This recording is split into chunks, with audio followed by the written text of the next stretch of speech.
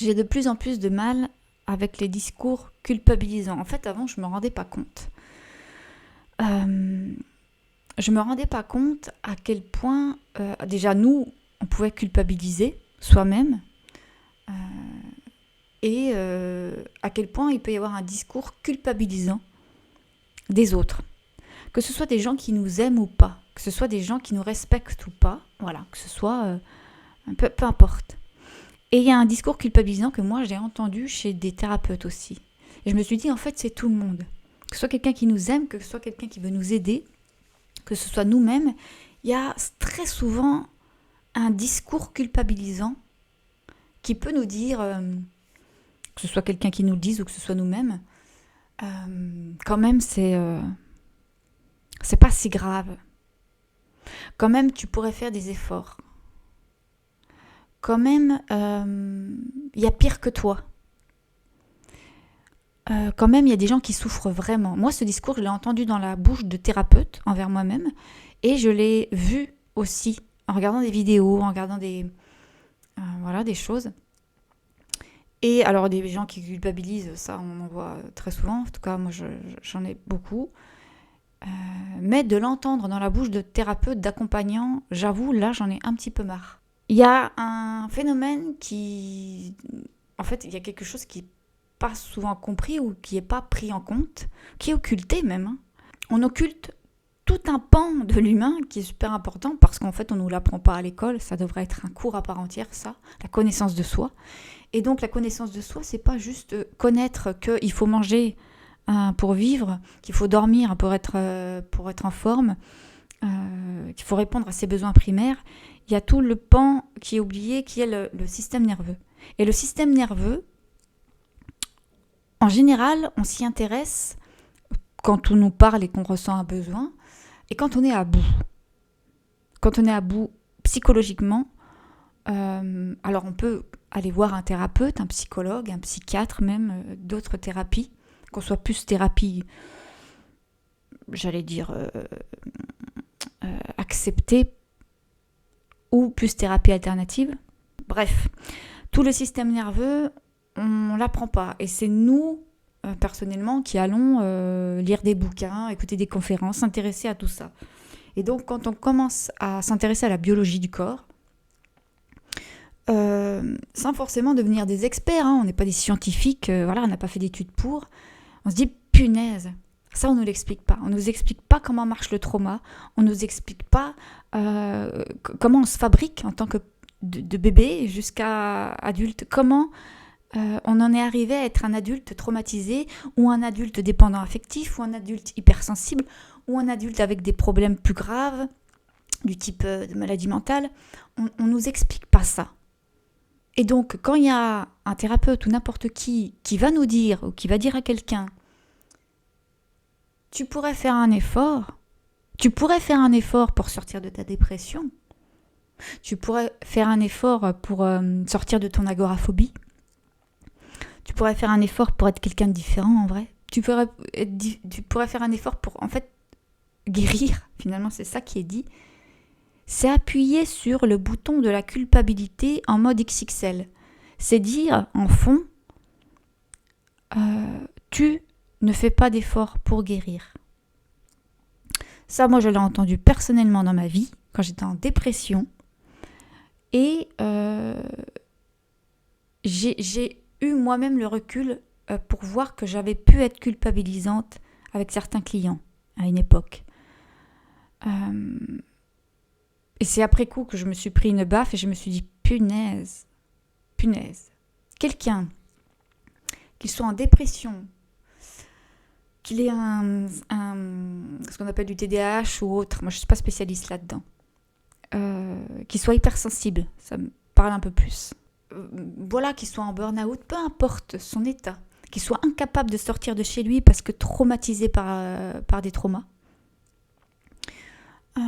Et donc, qu'il soit peut-être jusqu'au point où il ne peut plus parler. Moi, je connais ça.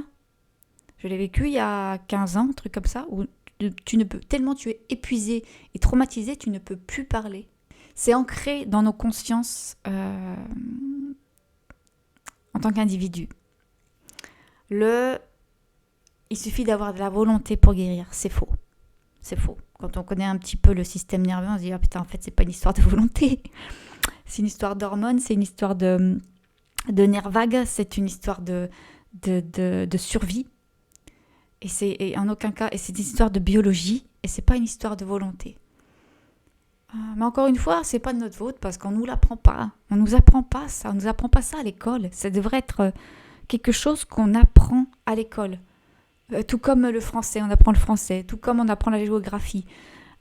Comprendre comment est-ce qu'on marche physiologiquement, biologiquement, mentalement, émotionnellement aussi. Ça devrait faire partie de l'éducation nationale. Donc commencer à prendre soin de soi, de l'autre, du monde, c'est arrêter de culpabiliser pour des choses sur lesquelles on n'a pas de prise. Et en fait, il y a peut-être une incompréhension dans le terme « je suis responsable » de ma vie. En tant qu'humain, on n'est pas responsable de nos traumas. Un enfant qui a subi de l'inceste, il n'est pas responsable. Une femme qui s'est fait violer, elle n'est pas responsable. Quelqu'un qui est en dépression profonde, il n'est pas responsable. Le responsable, si on veut en trouver un, c'est le système biologique qui capote. C'est la société qui nous invite à toujours plus de violence, à travers les médias, à travers la désinformation, à travers tout plein de croyances qui nous dit qu'il faut se méfier de son voisin. La souffrance, le mal-être, le trauma, ça peut nous faire n'importe quoi. La première chose à faire, c'est vraiment arrêter de culpabiliser.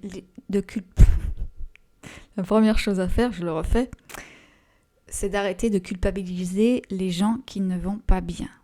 Il y a énormément de gens qui vont pas bien et qui culpabilisent de ne pas aller bien.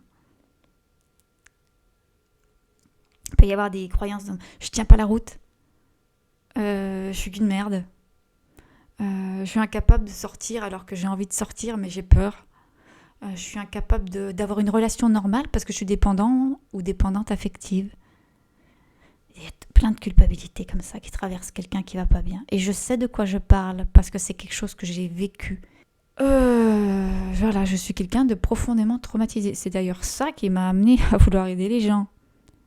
Parce que quand on apprend à observer le monde très finement, quand on n'a que ça à faire en fait, observer comment les gens vont réagir pour pouvoir faire au mieux pour pas qu'ils s'énervent contre nous, pour pouvoir faire au mieux pour être aimé. En fait, qu'on apprend du coup à tout observer, déjà voilà, on aiguise quelque part des sens. Faut pas que je me perde dans les trucs, faut que je reste sur mon sujet. Et du coup, on apprend aussi à voir, malgré nous, comment l'autre réagit, quelles sont ses émotions, etc. Bref. Puis on développe une hypersensibilité, une hyperempathie. Et une sorte d'injustice en fond vient nous dire c'est pas comme ça que devrait marcher le monde en fait. Recevoir des bombes sur la gueule quand on a 4 ans et qu'on est né dans un pays en guerre, c'est pas comme ça que devrait marcher le monde en fait. Se prendre une torgnole parce qu'on finit pas notre assiette, c'est totalement autre chose bien sûr, mais c'est pas comme ça que devrait marcher le monde.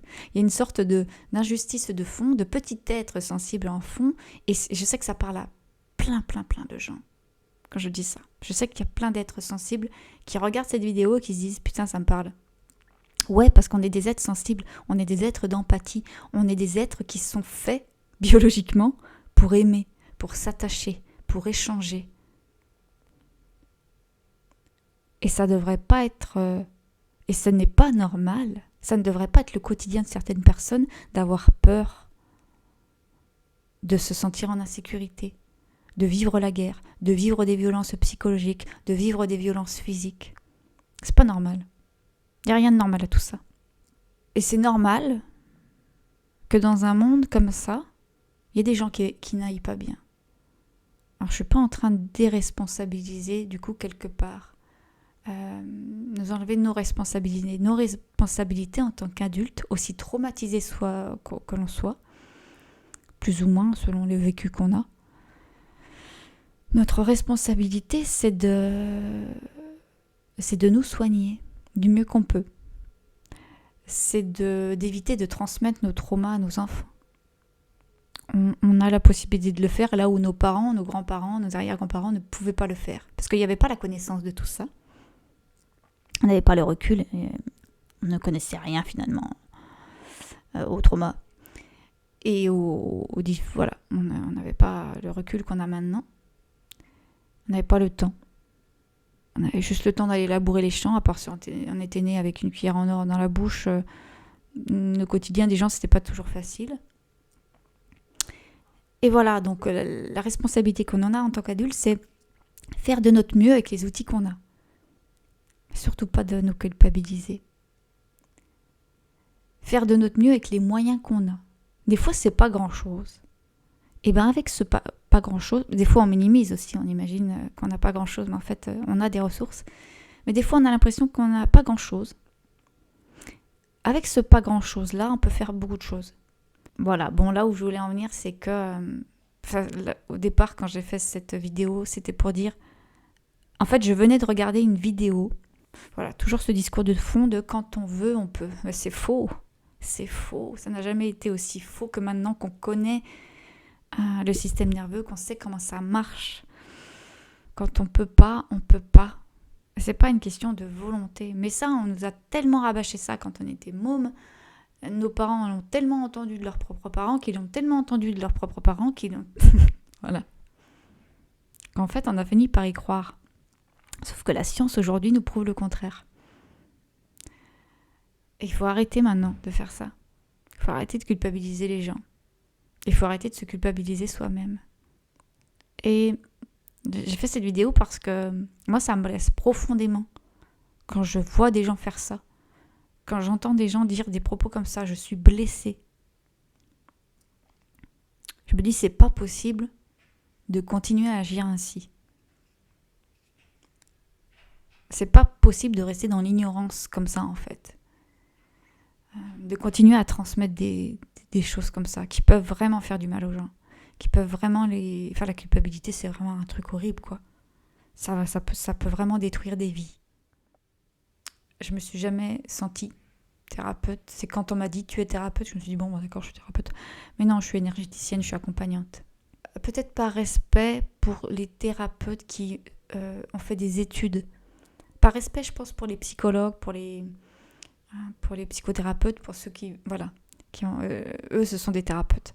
Moi, je suis une accompagnante. Ça me donne pas moins de valeur, c'est pas moins valorisant, c'est juste autre chose. Moi, je m'occupe de l'énergie des personnes. J'apporte mon regard de clairvoyante, j'apporte mon expertise quelque part dans ce domaine-là. J'ai beaucoup à apprendre, j'apprends constamment, souvent en tout cas. Et j'ai pas tout le bagage qu'a un psychologue au niveau apprentissage. Enfin voilà, j'ai pas fait d'études, j'ai même pas le bac, vous voyez. Mais ça n'enlève pas de valeur à ce que je propose. Mais je préfère le terme accompagnante. Et donc voilà, donc je disais en gros, qu'on soit accompagnant ou pas, en tant que parent, en tant qu'ami, en tant qu'aidant, faire attention à la façon dont on peut facilement dévier et faire du mal en culpabilisant, en parlant de choses qu'on ne connaît pas. On n'est pas à la place des gens, même quand on est très très empathique. Il y a ce que tu captes de l'autre, il y a ce que tu ressens, il y a ce que tu vois, mais tu es loin d'imaginer ce qu'il vit. Et ça, c'est quelque chose dont on doit se rappeler en tant qu'accompagnant, thérapeute, en tant qu'ami, en tant qu'humain. Je pense qu'on a vraiment, vraiment besoin d'amour, de tolérance, de joie, de bienveillance en ce moment.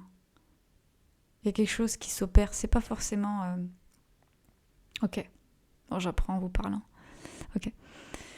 Voilà, bon, on a besoin de tout ça parce que c'est pas facile d'être en transition.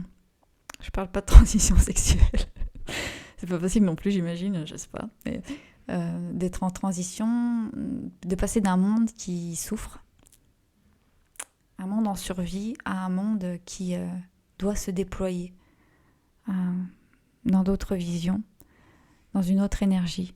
C'est là en fait qu'on essaye de se remettre en question, de dire putain, est-ce que je suis en train de culpabiliser l'autre? Est-ce que je suis encore en train de me culpabiliser? Est-ce que je suis en train de me juger, voilà. Alors on n'est pas là pour être des êtres parfaits, c'est aussi quelque chose à lâcher. On n'est pas là pour être parfait, on ne sera jamais parfait, on ne nous demande pas d'être parfait. Et heureusement, ce serait tyrannique.